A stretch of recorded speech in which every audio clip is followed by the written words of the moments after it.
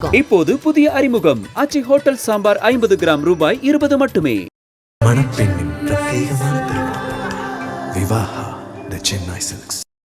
GT Holidays, South India's #1 travel brand. You know you are special when you're with GT Holidays. அன்மிகு பேரவைத் தலைவர்களே, நம்மை எல்லாம் ஆளாக்கிய பேரறிஞர் அண்ணா அவர்கள் தன்னுடைய இறுதி உயிர் போல எழுதியதுதான் மாநில சுயாட்சி கொள்கை. அவருடைய மறைவுக்கு பிறகு தமிழின தலைவர் கலைஞர் அவர்கள் மாநிலத்தில் சுயாட்சி, மத்தியில் கூட்டாட்சி என்பதை 50 முழக்கங்களில் ஒன்றாக வடித்து தந்தார். அதனை முழுமுதல் கொள்கையாக ஏற்றுக்கொண்டுள்ள திராவிட முன்னேற்றக் கழக ஆட்சியானது தமிழ்நாட்டுக்கு மட்டுமல்ல, இந்தியாவின் அனைத்து மாநிலங்களுக்கும் சேர்த்து இந்திய ஒன்றியத்துக்கே வழிகாட்டும் மாபெரும் முன்னெடுப்பை செய்ய தொடங்கும் வரலாற்று முக்கியத்துவம் கொண்ட நாள் இந்த நாள். பேரறிஞர் அண்ணாவின் தம்பியாக தலைவர் கலைஞரின் உடன்பிறப்பாக ஒன்றிய மாநில உறவுகள் குறித்த உயர்நலக் குழுவின் அறிக்கையின் முதல் பகுதியை இம்மாமன்றத்தில் வைக்க இருக்கிறோம். ஒரு மாநிலமாக நம் மக்கள் காணும் கனவுகளை முழுமையாக நிறைவேற்றும் அளவிற்கு நம்மிடம் அதிகாரங்கள் இல்லை. ஏனென்றால் மாநில உரிமைகள் வழங்கும் ஓர் ஒன்றிய அரசு அமையவில்லை. இருக்கின்ற அதிகாரத்தை வைத்துக் கொண்டுதான் சமூக நிதியில், கல்வியில், சுகாதாரத்தில், பொருளாதாரத்தில், உட்கட்டமைப்பு வசதிகளில் முன்னேறி வருகிறோம். நில உரிமை, நிதி உரிமை உள்ளிட்ட பல கோரிக்கைகளுக்கு நாம் இன்னமும் கடுமையாக போராட வேண்டிய சூழல்தான் உள்ளது. எனவே எல்லா அதிகாரமும் கொண்டவைகளாக மாநில அரசுகளை மாற்றும் வகையில் அரசியலமைப்பு சட்டத்தில் திருத்தம் கொண்டு வர முயற்சிக்கும் சட்ட முன்னெடுப்புகளை நாம் தொடங்கக்கூடிய நாள் தான் இன்றைய நாள். மாண்புமிகு பேரவைத் தலைவர்களே, அனைத்து அதிகாரங்களையும் தன் வசம் வைத்துள்ள ஒன்றிய அரசு அவற்றை எதேச்சதிகார மனப்பான்மையோடு பயன்படுத்துவதோடு மாநில அரசுகளையும் மதிப்பதில்லை. எல்லாவற்றுக்கும் மாநில அரசுகள் ஒன்றிய அரசின் தயவை எதிர்பார்த்து காத்து கிடக்கின்றன. இன்னும் எத்தனை காலத்துக்குத்தான் அவர்கள் கொடுக்கும் இடத்தில் நாம் வாங்கும் இடத்தில் இருப்பது? இந்த நிலை மாற வேண்டும். இந்த பிரச்சனைகளுக்கு தீர்வு காண வேண்டும் என்ற நம்முடைய நோக்கத்துக்கான விடைதான் ஒன்றிய மாநில உறவுகள் குறித்த உயர்நிலை குழுவின் அறிக்கை. சுருக்கமாக சொன்னால், பூனைக்கு மணி கட்டி இருக்கிறோம்.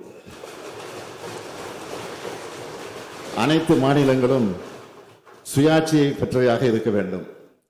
அனைத்து மாநிலங்களும் இணைந்து நடத்தும் கூட்டாட்சி அரசாக ஒன்றிய அரசு செயல்பட வேண்டும் என்ற நம்முடைய இந்த கொள்கைதான் மற்ற மாநிலங்களின் உள்ளத்துக்குள் இருக்கும், வெளியில் சொல்ல முடியாமல் தவிக்கும் கொள்கையாக இருக்கும்.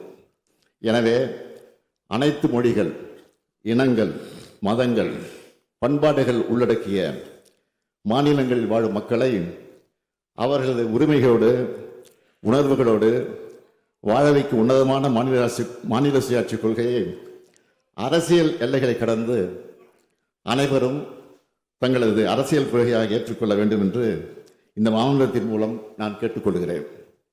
மாநிலங்களின் உரிமைகள் குறித்து 1963 பேரறிஞர் அண்ணா அவர்கள் நாடாளுமன்றத்தில் முழங்கினார். 1967 திராவிட முன்னேற்றக் கழகம் தேர்தல் அறிக்கையில் வலியுறுத்தியது. ஒன்றிய மாநில அரசுகளின் உறவுகளை ஆராய 1969 தலைவர் கலைஞர் அவர்கள் ஓய்வு பெற்ற நீதியரசர் P V. Rajamannar, doctor A. Lakshmanaswami Mudaliar, P. Chandra Reddy ஆகியோரை கொண்ட உயர்மட்ட குழுவை அமைத்தார். இந்திய நாடே திரும்பி பார்த்தது. அந்த குழு விரிவாக ஆய்வு செய்து 1971 தனது அறிக்கையை வழங்கியது. ராஜமன்னார் குழு அளித்த முக்கிய பரிந்துரைகளை இந்த மாமன்றத்தில் தீர்மானமாகவும் நிறைவேற்றினார் தலைவர் கலைஞர்.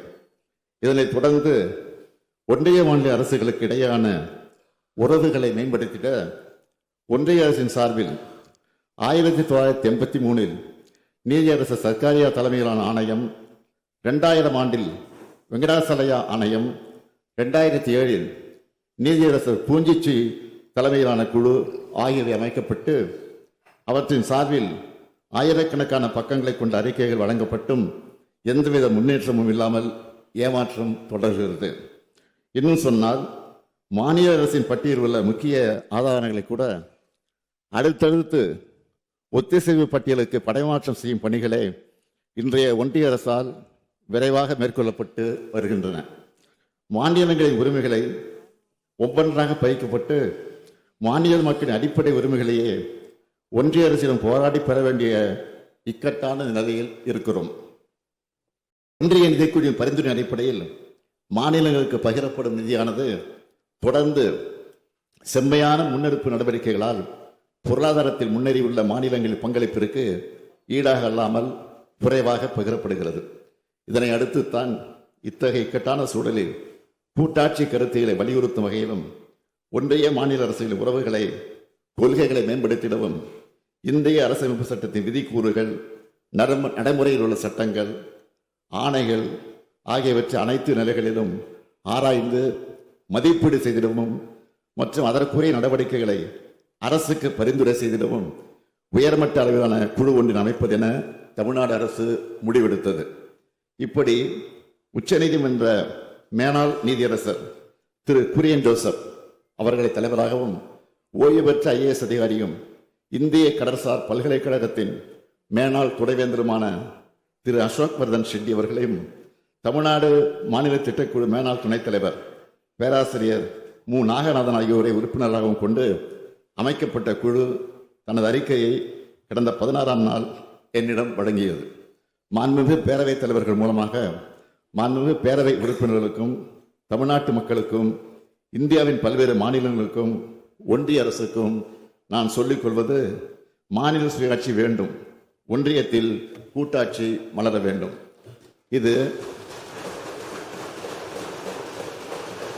இது தனிப்பட்ட ஒரு அரசியல் கட்சியின் கோரிக்கை அல்ல, இந்திய நாட்டு மக்களின் வாழ்வியலுக்கும் வளர்ச்சிக்கும் முக்கியமான கோரிக்கை. கூட்டாட்சி என்பது வாழ்வியல் உணர்வு. பன்முகத்தன்மை கொண்ட இந்தியாவுக்கு கூட்டாட்சி தான் அடிப்படை. இதைத்தான் அந்த அறிக்கையும் நிறுவுகிறது. எனவே இத்தகைய தன்மை கொண்டதாக இந்திய அரசமைப்பு சட்டத்தை நாம் மாற்ற வேண்டும்.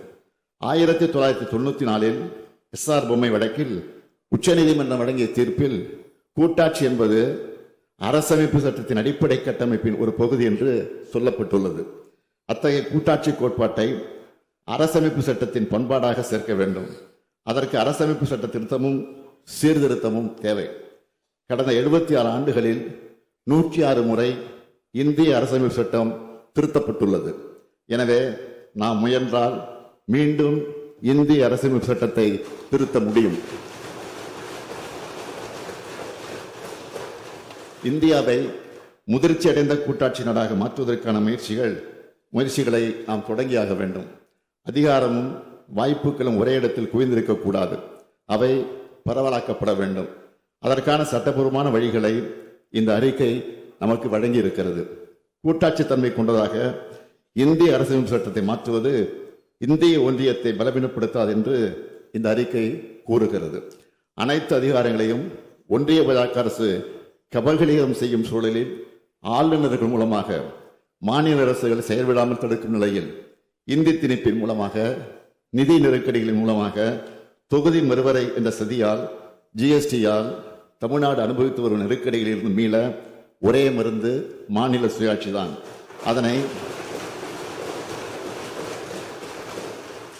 அதனை அரசமைப்பு சட்ட திருத்தத்தின் மூலமாக மட்டுமே அடைய முடியும். இந்திய நாடாளுமன்றத்தின் மக்களவையிலும் மாநிலங்களவையிலும் இந்த கொள்கைக்கான வலிமையான ஆதரவு தெரிவிக்கும் ஜனநாயக சக்திகள் அதிகமாக இருக்கிறார்கள். எண்ணிக்கையாலும் எண்ணங்களாலும் அதிகமாக இருக்கிறார்கள். அவர்களை ஒன்று திரட்ட வேண்டும். எனவே இந்தியாவில் உள்ள அனைத்து அரசியல் இயக்கங்களுக்கும் இந்த அறிக்கை அனுப்பி வைக்கப்படும் என்பதை தெரிவித்துக் கொள்கிறேன். ஒன்றிய அரசும் மாநிலங்களும் போட்டியாளர்கள் அல்ல, இருவரும் பொதுவான ஒரு அமைப்பின் பங்குதாரர்கள். மாநிலங்கள் வளர்ந்தால்தான் ஒட்டுமொத்த இந்தியாவும் வளர முடியும் என்பதை ஒன்றிய அரசுக்கு உணர்த்துவோம். இப்படிப்பட்ட பின்னணியில் தான் நமது குடியரசின் அரசமைப்பு சட்டத்தின் உயிர்ப்பை தீர்மானிக்கும் முக்கியமான தருணத்தில் நாம் நிற்கிறோம். நாம் இதுவரை பயணித்த பாதையை மீளாய்வு செய்து உண்மையான கூட்டாட்சி கருத்தில் வலுப்பெறும் வகையில் நமது எதிர்காலத்தை வடிவமைக்க வேண்டிய நேரம் இது. இதற்கு சட்டப்பூர்வ வழிமுறையில் ஆராய்ந்து முதற்கட்ட அறிக்கை வழங்கிய மாண்புமை உச்சநீதிமன்ற மேலாள் நீதியரசர் திருமிகு சூரியன் ஜோசப், ஓய்வு பெற்ற IAS அதிகாரி திருமிகு அசோக் வர்தன் ஷெட்டி, பேராசிரியர் மு. நாகநந்தன் ஆகியோருக்கு எனது மனமார்ந்த நன்றியை தெரிவித்துக் கொள்கிறேன்.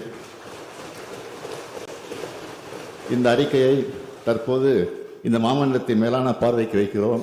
இந்தியாவின் ஒற்றுமை, ஒருமைப்பாடு, பன்முகத்தன்மை, மக்களாட்சி பொறுப்புணர்வு, அரசமைப்பு சட்ட ஒழுங்குமுறை ஆகியவற்றோடு முதிர்ச்சி பெற்ற கூட்டாட்சி நாடுகளின் சிறந்த நடைமுறைகளையும் உள்ளடக்கி தாக்கல் செய்யப்பட்டுள்ள இந்த அறிக்கையை அனைவரும் திறந்த மனதோடு ஏற்று அறிவார்ந்த விவாதங்களை நடத்தி செழுமையாக படுத்த வேண்டும்.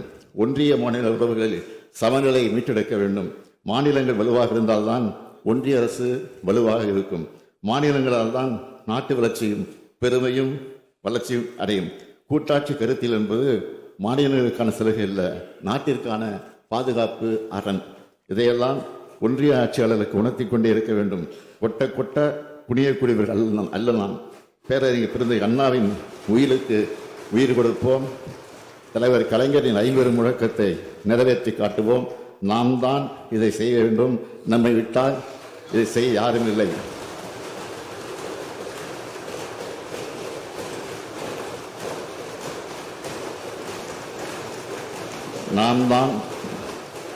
நாம் தான் இதை செய்ய வேண்டும். நம்மை விட்டால் இதை செய்ய யாரும் இல்லை. இது வரலாறு வழங்கி இருக்கக்கூடிய வாய்ப்பு. மலர்க மாநில சுயாட்சி, உருவாகட்டும் இந்திய குடியாட்சி. மாண்புமிகு பேரவைத் தலைவர் அவர்களே, ஒன்றிய மாநில உறவுகள் குறித்து உயர்நிலைக்குழு அறிக்கை பகுதி 1 16/2/2026 அன்று அரசிடம் வழங்கப்பட்டுள்ளது. இந்த அறிக்கை நகலை தங்களின் அனுமதியோடு மாண்புமிகு உறுப்பினர்களுக்கு வழங்கிட அனுமதி வழங்குமாறு கேட்டுக்கொள்கிறேன். இந்தியாவிலேயே நம்முடைய இந்திய அரசியலமைப்பு சட்டத்தின்படி மாநில சுயாட்சிக்காக குரல் கொடுத்து குழு அமைத்து அதன் அறிக்கையை அனைத்து உறுப்பினர்களுக்கும் ஒன்றிய மாநில உறவுகள் குறித்த உயர்நிலை குழுவின் அறிக்கை பகுதி 1 வழங்க அனுமதி வழங்கப்படுகிறது. நக்கீரன் டிவிக்கு சப்ஸ்கிரைப் செய்யுங்கள். உங்கள் ஆதரவே எங்கள் பலம். ஆசிரியர்களுக்கு நண்பனாகவும் மாணவர்களுக்கு ஆசானாகவும் திகழும் தேர்வு வழிகாட்டி. ஒவ்வொரு பாடத்திற்கும் அனுபவமிக்க ஆசிரியர்களின் துல்லியமான தெளிவான விடைகள். CNC இருக்கு, தேர்வு பயம் எதற்கு? இது தீரன் பப்ளிஷிங் ஹவுஸ் விற்பனை வெளியீடு.